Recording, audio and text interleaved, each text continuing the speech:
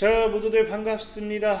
강태공입니다. 자, 금일은 삼성전자 최근에 외국인이 다시 던지고 있죠. 그래서 던지는 이유가 무엇인지를 봤을 때는 엔비디아가 사실 삼성의 HBM4를 저는 사용할 수밖에 없기 때문이라고 생각을 해요. 그럼 왜 이 HBM4를 사용하는 것이 외국인의 매도 이유가 되는지, 그럼 왜 이런 또 HBM4가 삼성이 또 승인이 나고 이제 통과가 될 확률이 높은지에 대한 부분을 방송을 통해서 이야기해 보도록 할 테니까, 자, 방송 전 늘 말씀드리는 여러분들의 좋아요, 구독하기, 댓글까지는 너무나 많은 힘이 된다 말씀드리면서 오늘 방송 시작해 보도록 하겠습니다.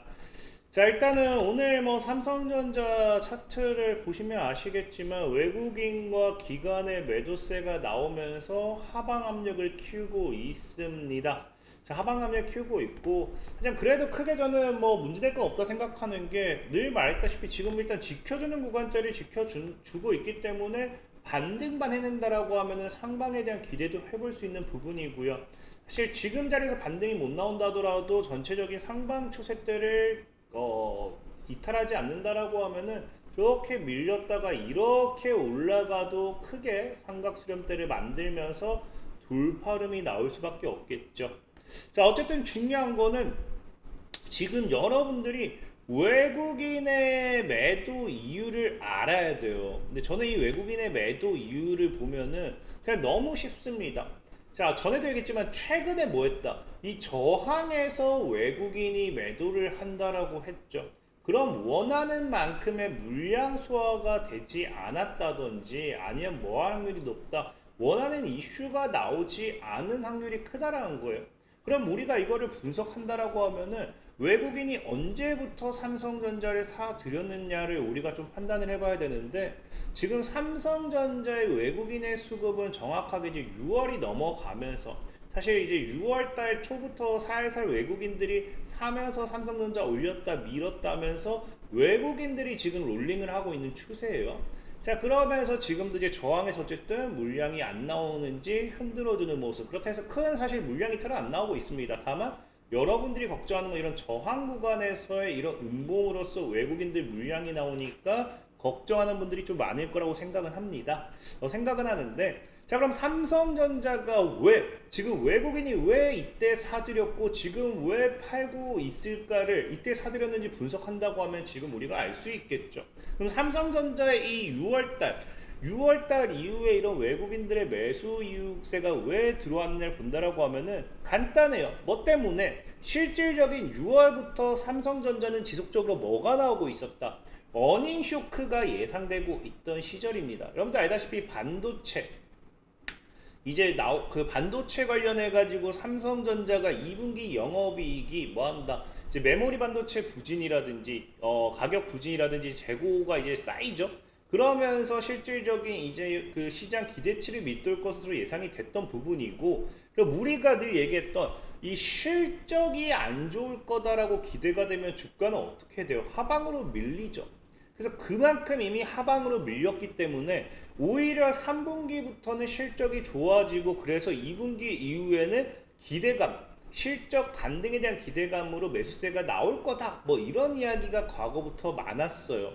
근데 막상 진짜 까놓고 보니까, 그래서 6월 달에 이런 것 때문에 이제 실적이 안 좋을 거다, 실적 나오면 저가 반등한다, 이런 것 때문에 이제 매수세가 들어왔던 부분이고, 실질적으로 까놓고 보니 뭐 했다?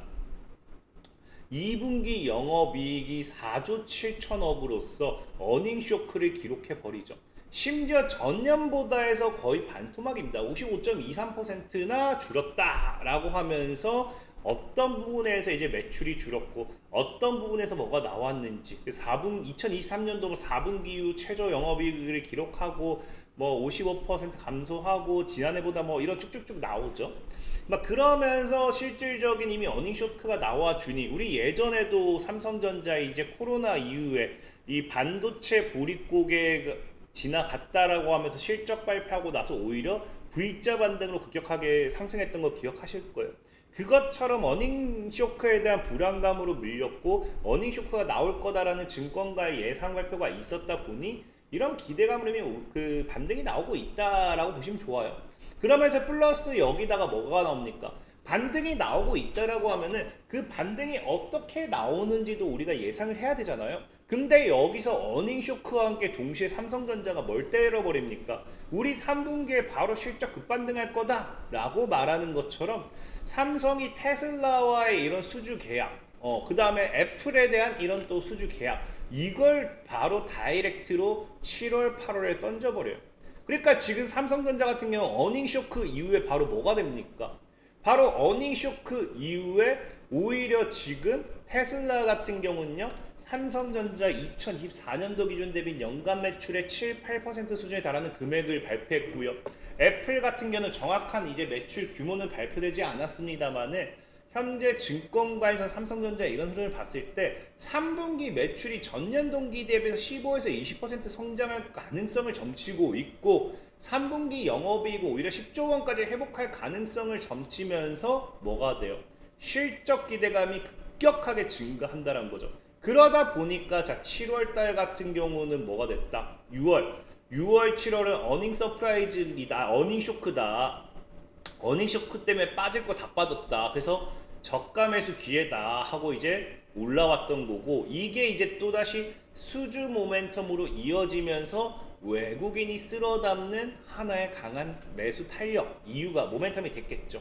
그럼 지금 삼성전자는 왜 하필이면 지금 빠지기 시작하느냐를 놓고 본다라고 하면은 사실 간단한 거는 앞에도 말했다시피 매물 소화가 안 됐어요.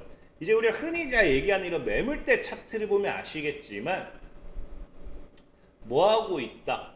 이게 이제 매물대 차트라고 간단하게 보신 분들 알죠? 그러니까 이 구간대가 지금까지 삼성전자의 가장 많은 매물 이 보유 거래도 가장 많이 이루어졌고 가장 많은 사람들의 평균 단가라고 보시면 좋아요.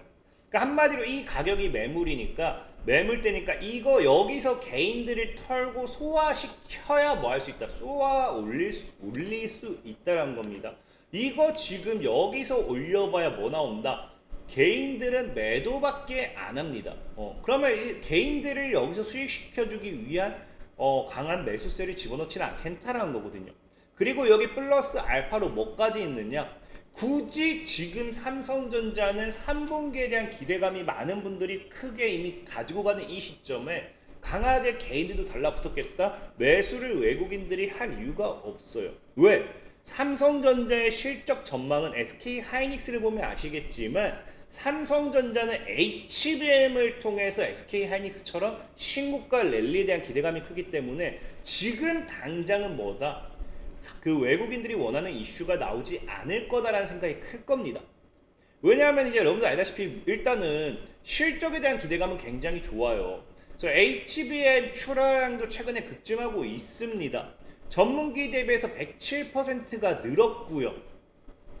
그러다 보니까 뭐 이런 파운드에 대한 신규 고객 확보 기대감도 나와주고 있고, 이런 HBM 출하량 급증이 오히려 이제 삼성전자가 이런 그 HBM 개발 가속화하면서 기술 안정화, 수율 개선의 속도를 내게 되면서 지금 시장은 뭐 한다? HBM, 뭐 엔비디아, AMD 이런 그 GPU 업체들이 최신 AI 칩에 HBM을 기본 채택하면서 삼성전자의 출하량이 급증하고 증가하는데 여기 플러스로 뭐 하게 된다. 앞으로 이런 삼성형 전자의 기술이 인정받게 되면서 HBM4까지도 연계가 될 것이다라고 보는 거죠. 그래서 실질적으로 여러분들 알다시피 삼성전자 지금 뭐 하고 있습니까? 최근에도 뉴스가 나온 게 뭐다? 엔비디아에 보낸 HBM4 샘플을 합격했다라는 뉴스가 나오죠. 그래서 이게 지금 이제 이르면 연말에 대량 생산이 가능해지게 되고, 현재 이제 PP 단계를 이제 진행 중에 있기 때문에 이 PP 단계를 통과하게 되면요 11월에 양산을 시작하게 돼요. 그러면서 SK 하이닉스와 격차를 빠르게 좁히는데, 이 삼성전자가 엔비디아 HBM4 샘플 합격하게 되면서 PP 단계 결과가 11월 달에 나온다라고 하면은 11월 이후에 뭐가 된다? 본격적으로 삼성전자가 HBM4를 이제 공급하느냐 마느냐를 알 수 있어요. 그럼 11월까지는 아직 기간이 많이 남았기 때문에 굳이 외국인들 입장에서도 무리하게 이거를 주가를 끌어올려서 개인들 좋은 일을 시켜줄 이유가 없다라는 거죠. 그러니까 아까 얘기했던 지금 굳이 올릴 이유가 없다는 게 이런 것들. 기대감은 충분히 받쳐줬고, 이 기대감 때문에 이미 개인들을 사모으는 추세고, 이 매물대를 봤을 때 굳이 개인들 차익하고 뭐 이러고 이렇게 뻔한데 올리지는 않을 거다라는 거거든요. 그럼 이제 이런 걸 봤을 때 외국인들 입장에서는 HBM4가 정말로 삼성전자가 100% 이제 양산하고 공급하는 게 확실하냐를 우리 알아야 되는 거 아니에요. 근데 저는 이거는 확실하다라고 보는 게 뭐냐고 하면은 오늘도 이슈가 됐어요. 이제 SK 같은 경우 여러분들 알다시피 이제 오늘 이제 기업들이 한미 정상회담 이후에 또 만났죠. 근데 지금 이슈가 된 게 뭐냐? 자, 이 사진 다 봤을 거예요. 젠슨항과 이재용 회장이 포옹을 굉장히 뜨겁게 했다. 그러면서 시장에서는 삼성과 엔비디아의 HBM4 빅딜이 지금 나오는 거 아닌가 라는 기대감을 가지기 시작하거든요. 실질적으로 최태원 회장이랑은 뉴스에 안 나서 그렇지, 그 자리에 제가 없어서 그렇지 끝나고 포옹을 했을 수도 있어요. 근데 지금 공식적으로 뉴스에는 이런 거 나온 게 없습니다. 정말로 삼성전자 이재용 회장과 방금 얘기했다시피 젠슨항이 뜨거운 포옹을 했다. 이것만 집중되고 있다라는 거는 정말 그 자리에서 이 둘의 끈끈한 모습이 굉장히 강조됐다라는 걸 표현하는 게 아닌가 좀 생각을 해본다라는 거겠죠.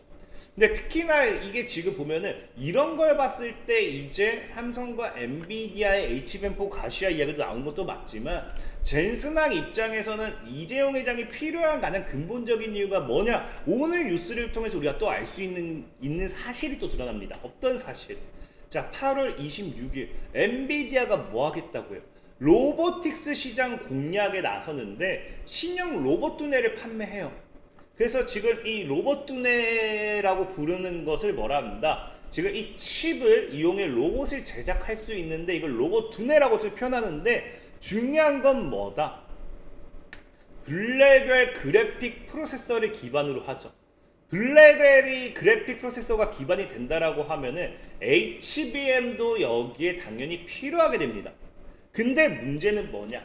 이 블레벨 기반이라고 표현했을 때 로봇 두뇌잖아요. 로봇을 위한 거란 거거든요. 여기서 삼성전자와의 HBM과 SK하이닉스의 HBM이 가장 큰 차이가 나타나게 되는 게 딱 한 가지예요. 뭐냐? 자, 보면 알겠지만 물론 SK하이닉스 같은 경우는 HBM을 최초로 양산하면서 기술력이라든지 안정성 이런 것들을 가져갈 수는 있어요. 가장 안정적이고 즉시 투입이 가능한 파트너란 평가를 하잖아요. 근데 여기서 가장 큰 차이가 딱 하나예요. 삼성전자가 후발주자로 나오게 되면서 이 PIM 기술을 통한 저전력 설계를 앞서게 됩니다. 그래서 배터리 기반으로 움직이는 로봇 환경에서 유리하다라고 하잖아요. 그래서 이게 무슨 말이냐를 놓고 본다라고 하면은 실질적으로 이 PIM 기술에 있어서 최근 SK하이닉스가 선을 긋습니다. 뭐 하겠다? 8월 12일 뉴스를 보면 알겠지만 PIM을 HBM에다 적용할 계획은 없다라는 겁니다. 적용하지 않겠다라는 거예요. 근데 삼성전자는 이 차세대 HBM에 불리는 프로세싱 인 메모리 PIM이 상용할 때는 공정전환은 필수적이라고 강조하면서 HBM 시장에서 후발주자인 삼성전자는 업계 최초로 PIM을 HBM에 통합하는 등 이 PIM 기술을 HBM과 합쳐버리죠. 근데 중요한 거는 로봇 시장에 있어서 이 PIM 기술이 더 필요할 수도 있다라는 겁니다. 왜? 우리가 늘 AI 시대에 있어서 유리기판도 떴던 게 뭡니까? 저전력과 고성능이죠.